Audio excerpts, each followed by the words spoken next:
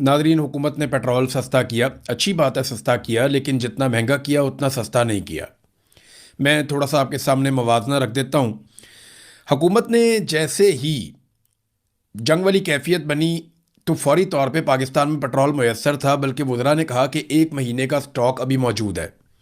लेकिन इसके बावजूद फौरी तौर पे पेट्रोलियम मसनूआत की कीमतें बहुत तेज़ी से बढ़ाई।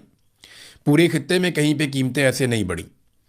इंडिया में चंद रुपए का इजाफा हुआ, और वो भी थोड़ी देर के लिए। यही कुछ जो है वो बांग्लादेश में, बाकी मुल्कों में हुआ। लेकिन पाकिस्तान में सैकड़ों रुपए का इजाफा एकदम कर दिया गया, बड़े लंबे लंबे जंप मारे गए। बहुत तेज़ी से शहबाज शरीफ ने न सिर्फ इजाफी टैक्सेस लगाए बल्कि लोगों की जेब काट ली, और जंग के बहाने लोगों से इतना पैसा बटोर लिया कि ये अपने खसारे पूरे करने के बहाने ढूंढने लगे। अब हुआ ये कि जंग खत्म हो गई। जब जंग खत्म हुई तो फिर पेट्रोल वापस सस्ता करना था, तो अब तरसा तरसा के सस्ता कर रहे हैं। जिस तरह बढ़ाया था वैसे सस्ता नहीं कर रहे। मैं आपके सामने एक डाटा रख देता हूं, मवाजना। आम आदमी को भी पता चल जाएगा कि एक्चुअली उसके साथ डकैती हुई क्या है। इमरान खान साहब के दौरे हुकूमत में $100 से ज़्यादा कीमत का वो पेट्रोल खरीद रहे थे एक बैरल। यानी इमरान खान $100 से ज़्यादा का एक बैरल पेट्रोल खरीद रहे थे और पाकिस्तानियों को बेच रहे थे ₹150 का 1 लीटर। फिर ये हुकूमत लाई गई और जर्नैलों ने रजीम चेंज किया कि पेट्रोल सस्ता किया जाएगा, और इस वक्त जो है वो आलमी मंडी में $74 फी बैरल का पेट्रोल है। यानी इमरान खान के दौरे हुकूमत से लगभग 30% सस्ता। और ये आज भी पेट्रोल ₹300 का और डीजल ₹310 से ज़्यादा का बेच रहे हैं।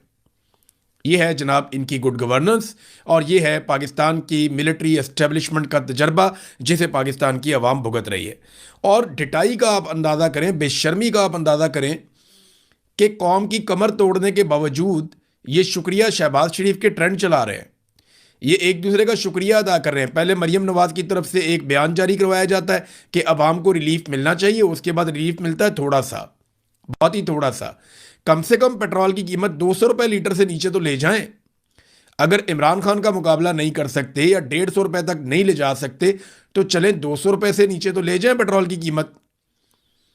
लेवी इन्होंने इतनी ज़्यादा जो वसूल की हुई है इजाफी, उसे ही ख़त्म कर दें। लेकिन नहीं, ये ऐसा नहीं करेंगे, इसलिए कि ये मुल्क चलाने के काबिल नहीं है। नादरीन, कश्मीर की सूरत हाल पे हम थोड़ी सी बात ज़रूर करेंगे। कश्मीर के बारे में ना मैंने एक ट्वीट पढ़ा समर अब्बास साहब का, बड़े अच्छे जर्नलिस्ट हैं। समर अब्बास के साथ मैंने टाइम गुजारा भी है, मैं उन्हें जानता हूँ, बहुत शरीफ आदमी है, बड़े अच्छे इंसान हैं। और वो क्योंकि कश्मीर के रहने वाले हैं तो कश्मीर के मामलात को भी वो समझते हैं।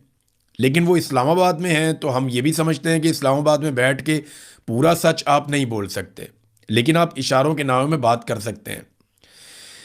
तो वो ये कहते हैं कि एहतजाज में शिद्दत आ रही है, लोग जिद में आ गए और लोग बैठे हुए हैं। दूसरी जानिब जो एस्टेब्लिशमेंट है उसके हथकंडे भी यही हैं कि लोगों को थकाया जाए या लोग यहाँ से गैर मशरूत तौर पर उठ के चले जाएं। लेकिन जैसा कि मैंने पहले आपको बताया था, समर अब्बास ने वही इशारा दिया कि अगर आज लोगों ने एहतजाज ख़त्म कर दिया तो बड़े पैमाने पर क्रैकडाउन होगा, लोग गिरफ्तार होंगे, और ये जो जॉइंट अवामी एक्शन कमेटी है इसका कोई नाम लेने वाला बाकी नहीं छोड़ा जाएगा जो पाकिस्तान की एस्टेब्लिशमेंट करेगी। अब उन्हें इस बात का डर है कि अगर हम एहतजाज ख़त्म करते हैं तो हमारे ऊपर क्रैकडाउन होगा और हमारे मुतालबात तस्लीम नहीं किए जाते। तो यहाँ बीच का रास्ता क्या निकल सकता है? मौलाना फजल रहमान साहब ने कहा जी मैं आ जाता हूँ बीच में, और मैं रास्ता निकालता हूँ बीच में से, और मैं सालसी के लिए अपने आप को पेश करता हूँ। तो इसको कबूल किया आज़ाद कश्मीर की जॉइंट अवामी एक्शन कमेटी ने। उन्होंने कहा ठीक है जी, फजल रहमान साहब करवाएं हमारी बातचीत, और वो बीच में आ जाएं और सालसी करवाएं। मामला सादा सा है कि हमारे मुतालबात हैं, अवामी मुतालबात हैं, उनको पूरा किया जाए। हमारे ऊपर जो झूठे मुकदमात किए गए हैं और कलअदम करार दिया गया तंजीम को, वो भी ख़त्म किया जाए। लेकिन पाकिस्तान की मिलिट्री एस्टेब्लिशमेंट नहीं चाहती कि इस तंजीम से वाबस्ता लोग इलेक्शन में उतरें। लिहाजा मेरे ख्याल में वो अभी ताख़ीर करेंगे जब तक कि कागजात नामजदगी जमा करवाने का टाइम नहीं गुजर जाता, उसके बाद ही वो कोई बातचीत करेंगे। ये हम सारे जानते हैं कि एस्टेब्लिशमेंट के हथकंडे क्या होते हैं, लेकिन कश्मीर के लोग अपने हक के लिए खड़े हैं। कश्मीर में हमने अमली तौर पर गुज़िश्ता चंद दिनों में देखा कि रियासत किस तरीके से, रियासती इदारे या मिलिट्री एस्टेब्लिशमेंट कैसे नौजवानों में नफरत फैलाती है, किस तरह से एक तकसीम पैदा करती है, और किस तरीके से अच्छे खासे मुहिब्बे वतन लोगों को गद्दार बनाया जाता है मीडिया के प्रोपेगेंडा के ज़रिए से, मुख्तलिफ तरीक़ों से लोगों को दीवार से लगा कर। देखिए, जब आप किसी को दीवार के साथ लगाते हैं, उसको मारते हैं मारते हैं मारते हैं, उसके मुँह से कोई ना कोई बात तो निकल ही आती है। बस उसी एक बात को पकड़ के उसको दीवार के साथ लगा दिया जाता है। उसी एक बात को पकड़ के बात का बतंगड़ बना के अच्छे खासे मुहिब्बे वतन लोगों को गद्दार बना दिया जाता है। और ये खेल आज का नहीं है, बहुत पुराना है और पाकिस्तान में बहुत अरसे से खेला जा रहा है। अयूब खान भी खेलता रहा है, ज़िया-उल-हक भी खेलता रहा है, याया खान ने खेला, परवेज़ मुशर्रफ ने भी खेला, ये जनरल बाजवा ने खेला, अब जनरल आसिम मुनीर के दौर में यही खेल खेला जा रहा है। नया खेल नहीं है, पाकिस्तानी इस खेल से बड़े वाकिफ़ हैं, पाकिस्तानियों को समझ है। कौमी असम्बली में नाज़रीन जो अपोजिशन के लोग हैं, महमूद खान अचकज़ई, बैरिस्टर गौहर, असद कैसर साहब, जुनैद अकबर साहब, इन लोगों की मुलाकात हुई शहबाज शरीफ से, इसहाक डार से, ख्वाजा आसिफ से, कुछ तस्वीरें वगैरह आ गई तो सोशल मीडिया पे लोग बहुत गुस्से में हैं। गुस्सा जायज़ भी है। लोगों को लगता है कि जितना भी जुल्म और जबर हुआ पाकिस्तान में उसके बेनिफिशरी ये लोग हैं। जितना पाकिस्तानियों को सताया गया उसके पीछे ये लोग हैं फ़ायदा उठाने वाले, और ये जाली हुकूमत में आकर बैठे हैं। इन्होंने आईनी तरामीम भी कर दी। इमरान खान अगर आज जेल में और बुशरा बीबी के साथ जुल्म हो रहा है तो इस सारे के पीछे भी ये लोग हैं। लोगों को गुस्सा है बहुत ज़्यादा। लेकिन देखिए, मैं बार बार एक बात कहता हूँ कि अगर आपको बातचीत करनी है तो फिर यहीं पे बैठ के करनी है, इन्हीं लोगों के साथ करनी है। या तो फिर आप इनकलाब लेकर आए ना पाकिस्तान में, या तो कोई 1, 2, 2.5 करोड़ आदमी निकला है पाकिस्तान में हर तरफ से, जिस तरह एक दिन होना तो है। या तो आप वो कर लें और सबको बाहर निकालें और उसके बाद कौम फैसला करे कि मुल्क को चलाना कैसे है, या फिर आपको बातचीत करनी पड़ेगी।